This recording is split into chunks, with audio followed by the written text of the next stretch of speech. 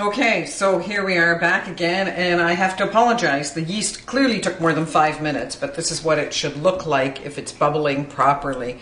If your yeast doesn't come up and bubble like this, it's dead, and you have to buy a new packet.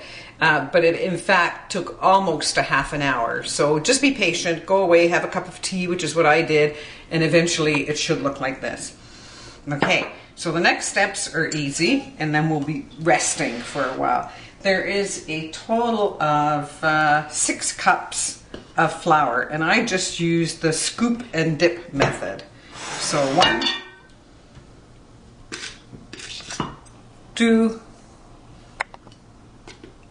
3. I put 3 in a bowl, and I put 3 in a Cuisinart.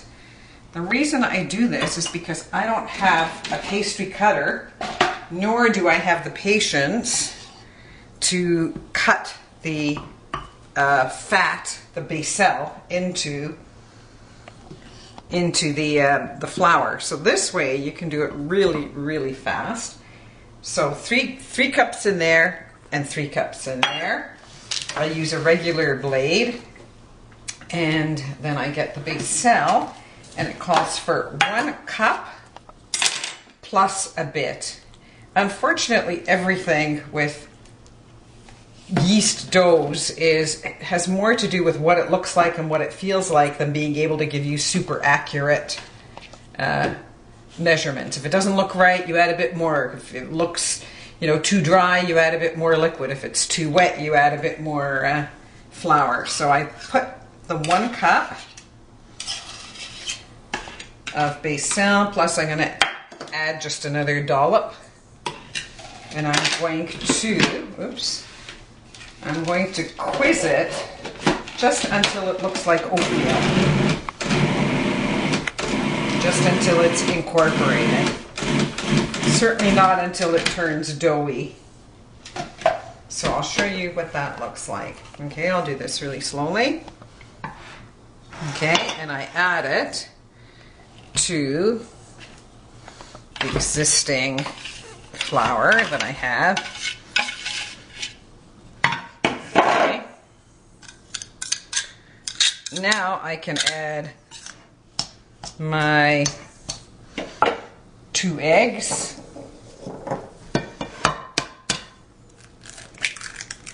2 large eggs, or extra large. I try and buy extra large.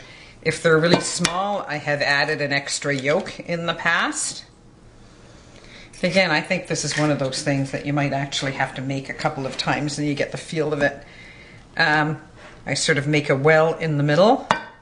I add the kefir. And I add buttermilk, was it? Oh, sorry, buttermilk, not kefir. I made it so often with kefir that I automatically... salt. Depends on how much salt you like. My family tends to like them salty, which is probably not the healthiest thing, but I think the becel is unsalted becel. Yes, it is. So if you use salted becel, you might have a different proportion. Okay, and then I goop in the yeast. So if you have sort of ick factor issues, you might not like this part, but I find that people that are good at making bread and yeast-based doughs actually like getting their hands in the gucky part. So what I do is, let me just move this out of the way. I find this countertop very handy, so if you have any kind of a stone, or this is Corian kind of countertop, it actually works quite nicely. And this is the part where you're going to start looking at it, whether it's working or not. So just give me a minute, and in 1 minute I'm going to dump this onto the table. And I'd say roll up my sleeves, but they're already short. Okay. And get into it. So right now it still looks like this. I won't be able to tell until I get my hands actually into it. And the only way I can do that is to dump it on the table.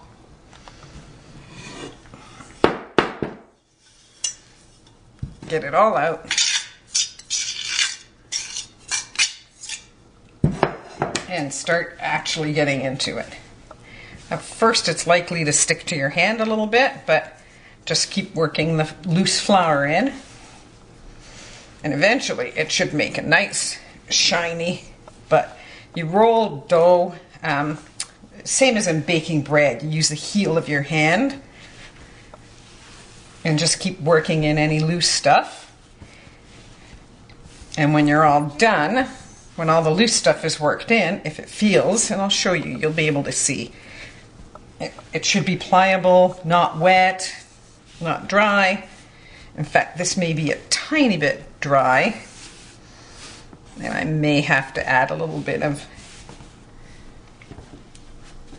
more, maybe a tiny bit of more buttermilk. But we'll see before I get carried away. It's actually starting to shape up nicely. And this is the fun part, at least the part I like. Okay, see, I don't need that extra flour, so I'm not going to work that in. And it's a little bit, it's a little bit sticky, which is fine. See, now it all comes away from my hand. I guess I should have taken rings off, but what the heck.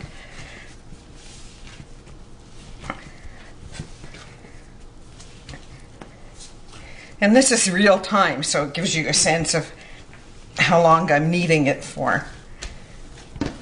And now it's starting to feel really nice, and it's not at all too dry.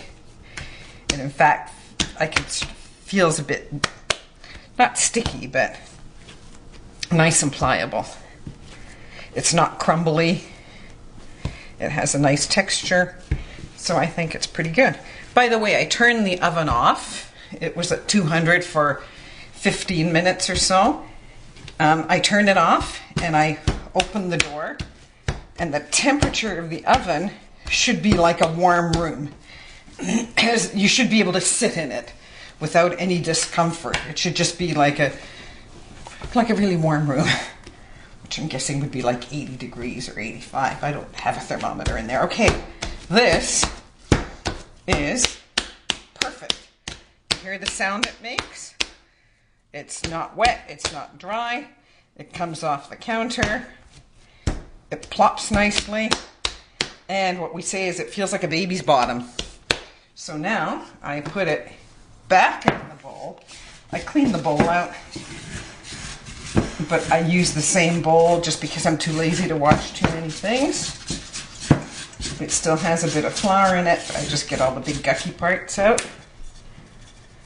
I put it back in the bowl.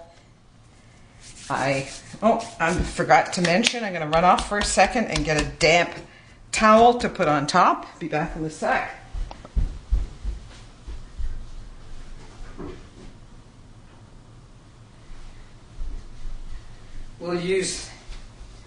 I just dampen it under the tap.